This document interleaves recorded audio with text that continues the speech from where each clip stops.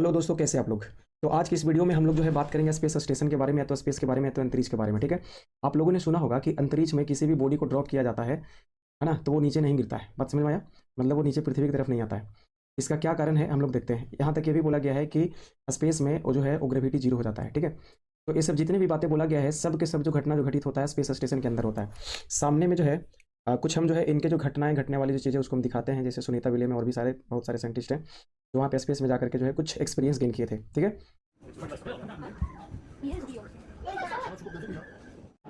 And that's just by surface tension.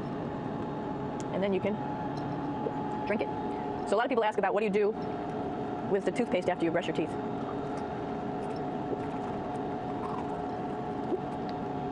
Two options. Swallow it, and it's sort of like mouthwash, but it tastes a little gross. अब जो है हम आपके सामने में एक वीडियो को पेश करते हैं जिसमें स्पेस स्टेशन को दिखाया गया है। सवाल आता है कि स्पेस में जो है ग्रेविटी जो है वो जीरो क्यों माना जाता है ना। देखिए, तो जितने भी लोग होते हैं स्पेस स्टेशन के अंदर, उनका एक यहाँ पे चैम्बर बना होता है। आप लोगों को जान करके अच्छा लगेगा कि जो स्पेस स्टेशन होता है वो एक फुटबॉल ग्राउंड के साइज़ के बराबर होता है ऑलमोस्ट, और ये पृथ्वी से सरफेस से 400 किलोमीटर ऊपर होता है। तो ज़्यादा कुछ खास डिस्टेंस है नहीं, मतलब ऐसे जोग्राफिकल डिस्टेंस का अगर बात करें तो ये रहा उनका रूम जहाँ पे वो लोग रहते हैं। ठीक है। अब ये जो चारों तरफ से घूम रही है, तो आप लोग को मालूम होगा कि घूमने के लिए सबसे पहले एक सेंट्रीफ्यूगल फोर्स का जरूरी होता है, जो पृथ्वी के द्वारा एज ए ग्रेविटी जो है वो दिया जा रहा है, ग्रेविटेशनल फोर्स दिया जा रहा है। ठीक है। बात समझ में आ गया। अब जैसे ही कोई बॉडी जो है सर्कुलर मोशन करता है, तो बाहर की तरफ, केंद्र से बाहर की तरफ जो है एक बल लगता है, जिसको सेंट्रीफ्यूगल फोर्स या तो अपकेंद्रीय बल कहा जाता है। ठीक है।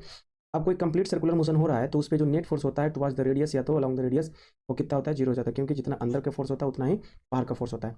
तो अब इस बॉडी पे नेट फोर्स जो लगता है वो कितना लग जाता है, जीरो अलोंग द रेडियस। बात समझ में आया। और आप जानते हैं कि किसी बॉडी पर नेट फोर्स अगर जीरो होगा तो उसमें किसी तरह का एक्सेलरेशन ना होगा। कोई बॉडी अगर जहाँ पे रखा हुआ है रेस्ट में है, तो उसको छोड़ देने से वो रेस्ट में ही होगा। बात समझ। बहुत लोग पहले से अंधविश्वास में थे कि ग्रेविटी वहाँ पे जीरो हो जाता है, या तो पृथ्वी से बहुत ज़्यादा दूर हो जाने के कारण गुरुत्वाकर्षण खत्म हो जाता है। ऐसा कोई बात नहीं है। हम यहाँ पे एक फॉर्मूला दिखाते हैं। ठीक है। ग्रेविटेशनल फील्ड का जो फॉर्मूला होता है पृथ्वी की वजह से या कोई प्लेनेट की वजह से, वो G m/r² होता है। बात समझ में आया। अब बताइए कि पृथ्वी के सेंटर से सरफेस तक का डिस्टेंस कितना होता है, 6400 किलोमीटर। और यहाँ से इधर तक डिस्टेंस कितना है, यहाँ पे अगर स्पेस स्टेशन की बात करें तो 400 किलोमीटर। अब 6400 400 कितना होता है, 6800 किलोमीटर। अब कितना भी डिस्टेंस यहाँ पे रख लीजिएगा, 7000 किलोमीटर यहाँ पे भरिएगा तो ई का वैल्यू कभी जीरो होने वाला है नहीं। अच्छा, फील्ड का वैल्यू जीरो नहीं होगा, तब ग्रेविटी यहाँ पे जीरो कैसे मान लेते हो। अच्छा, ये जो ई है इसी को आप थोड़ा देर के लिए स्मॉल जी भी बोल सकते हो, इसका भी फॉर्मूला यही चलता है। ठीक है। तो एक कथन एकदम पूरा पूरा सरासर गलत होता था, जो हम लोगों को कोई जूनियर क्लास में टीचर बता भी देते थे कि पृथ्वी से बहुत ज़्यादा दूर हो जाने के कारण जो है डिस्टेंस बढ़ जाता है, जिसके कारण इसका ग्रेविटी खत्म हो जाता है। नहीं, एकदम नहीं। अगर इसका ग्रेविटी खत्म करना है तो इनफाइनाइट पे जाना होगा, ये डिस्टेंस को इन्फिनिटी रखना होगा, बहुत ज़्यादा रखना होगा, तब जाकर के जी जीरो हो सकता है। अर्थात कहीं जीरो होता नहीं है, ये बस काल्पनिक मतलब कल्पना कर सकते हैं। बात समझ में आया। ये कहानी